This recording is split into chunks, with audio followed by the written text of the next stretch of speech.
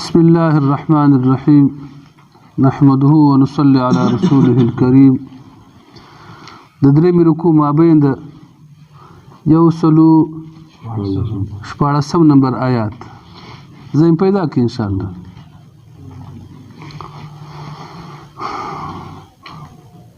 أعوذ بالله من الشيطان الرجيم. بسم الله الرحمن الرحيم. وأوحينا إلى موسى أن ألق عصاك فإذا هي تلقف ما يأفكون. موسى عليه السلام سره معجزه و بني اسرائيل سره ساحران سره سحرونه و. د معجزه او د سحر منځ کې فرق دا ده چې معجزه سوي دا غیبي د الله د طرف نه وي، څوک مقابله کولای نشي. ساحر سے سحر وکي، ساحر بل ساحر د ساحر مقابله کولای شي. سحر سوي سب منترو پورې تعلق لري، ته جادو پورې تعلق لري، ته چالاکی الله سو چالاکی پورې تعلق لري.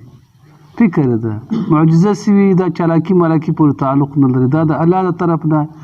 یو ورکړي د پیغمبر د اعزاز په خاطر باندې او دغه د دلیل په خاطر باندې الله تعالی څورته ورکړي. دا معجزه معجزه د نیک او نیکانو صالحانو داسې نیکان صالحان چې دا ونه ټول عمر ګناه نه کیږي او نه ګناه کړي وي. او سحر سدا د یو پلیت شخص نه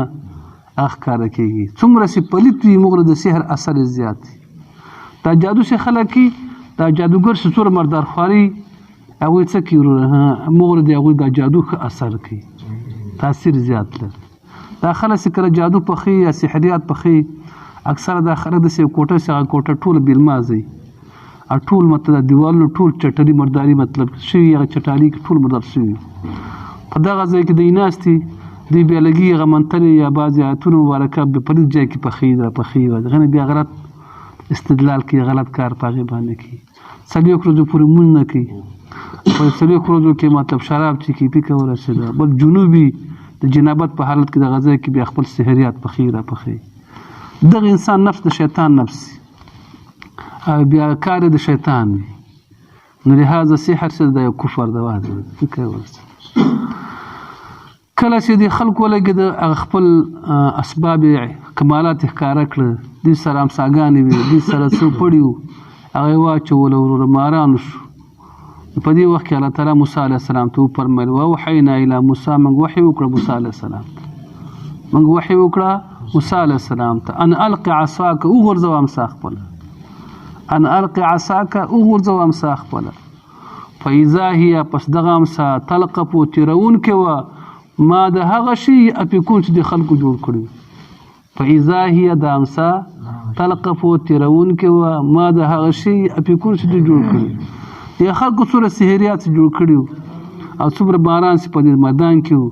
دا ټول ماران دا ټول شیان یې څه کړه دا ټول کړه دا تیر کړه. داسې چې کله تیر کړه هر چا ته د خپل همجنس کمال معلومیږي چې بدکې څومره کمال او څومره کمال نه ده. فکر ورسېده چونکې دا سحر او معجزه دواړه د عادت نه خلاف کارونه دي، لهذا ساحران په دې باندې پوه شو چې دا معامله د سحر نه وه،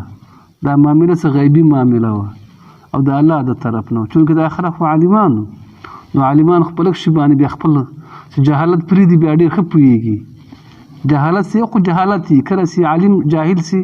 هغه بیا ټوله دنیا قناعت نشي ورته ورکولی، په خره به سپوري خو کته کېږي نه، که دا ټول دنیا ورته دا کار داسې نه ده بس دی نه دا کار داسې ده، یو خو هغه صورت دی.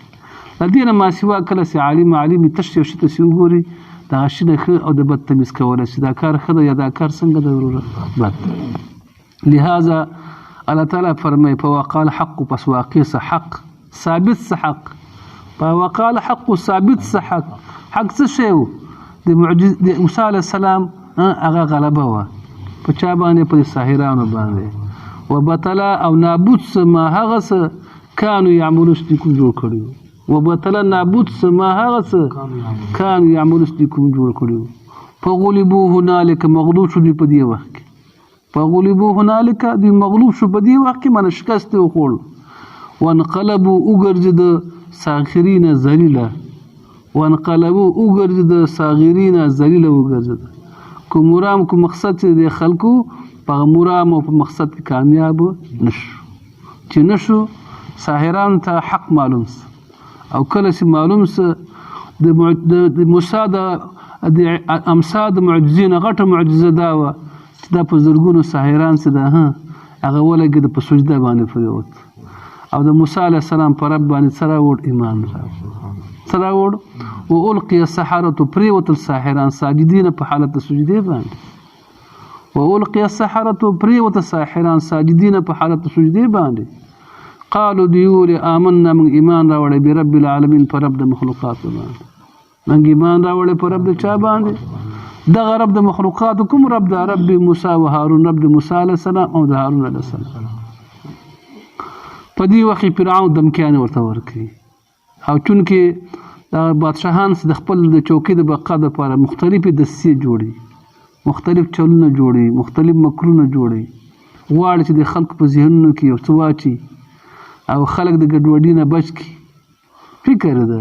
د فرعون ولګېده فرعون ورته اوهو تاسو ټول یو خلک یاستئ دا خو تاسو یو پلان جوړ کړی ما دپاره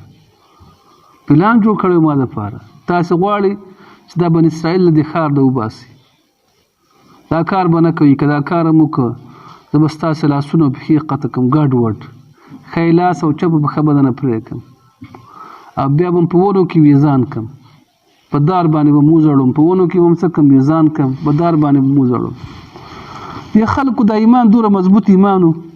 اگر که ډېر نوي ایمان والا خلکو خو دا ایمان دومره سخت زړه ته کته شوی و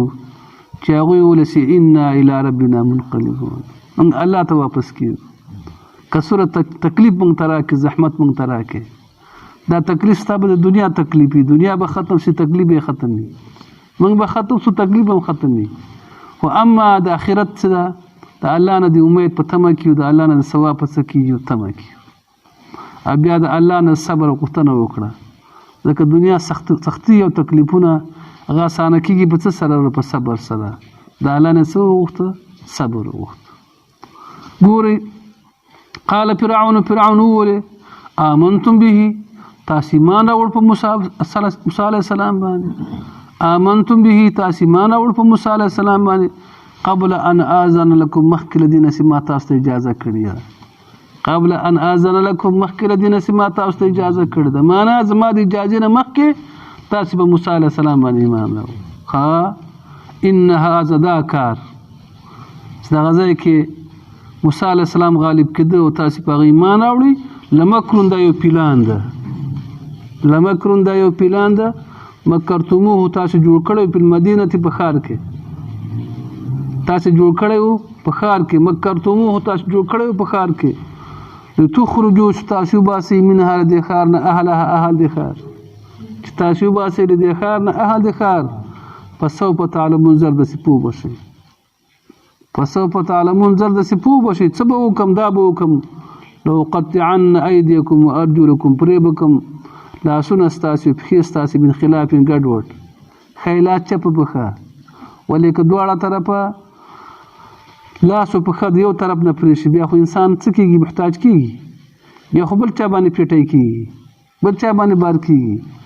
نو که لاس او پښه ګډوډ پرې شي دغه سړی بیا کولی شي یو ځای پورې لاړ شي یو خپل مشکل تر یو ځای پورې رفع کولی شي او ثم لأصلبنکم زه به بیا تاسې وځړوم اجمعین ټول ثم لأصلبنکم زه به تاسې په دار وخېږم اجمعین ټول معنا په ونو کې به م څه کړم ځوړن کړم قالو دوی ورته وویل انا الی ربنا منقلبون یقینا موږ خپل رب ته راګرځېدونکي انا الی ربنا یقینا موږ خپل رب ته منقلبون راګرځېدونکي یو وما تنقم منا ته انتقام نه اخلي زموږ نه ته موږ نه معذبوې ته تکلیف موږ ته نه راکې الا مگر ان آمنا بآیات ربنا چې موږ ایمان راوړی په آیاتونو د خپل رب باندې لما جاءتنا هر کله چې موږ ته آیاتونه د رب راغله لما جاءتنا هر کله چې موږ ته آیاتونه د رب راغله او بیا دعا کوي ربنا ای رب افرغ علینا صبرا نازل که په موږ باندې صبر الها نازل که په موږ باندې صبر او که مړه کېږو وتوفنا مسلمین موږ وفات که مسلمانان ستا حکم منونکي یو ستا حکم د غاړه کېښودونکي یو په داسې حالت کې موږ څه کړه دنیا نه رخصت کړه دعا وکړي یا الله پاک ناشته یې قبول کړي الله پاک د حق طلب موږ کې پیدا کړي په حق مالا استقامت نصیب د ګمراهۍ نه مو ساتي دا د ناروا خلکو. السلام علیکم ګران دوستانو، هیله لرم چې غوړ روغ جوړ او صحت عافیت جامې په تن ولرئ. که چېرې زموږ یوټیوب چینل یې نه وي سبسکرایب کړی نو سبسکرایب کړئ، د خوا کې د ګنټۍ نښان ووهئ. همدارنګه زموږ هر اسلامي ویډیو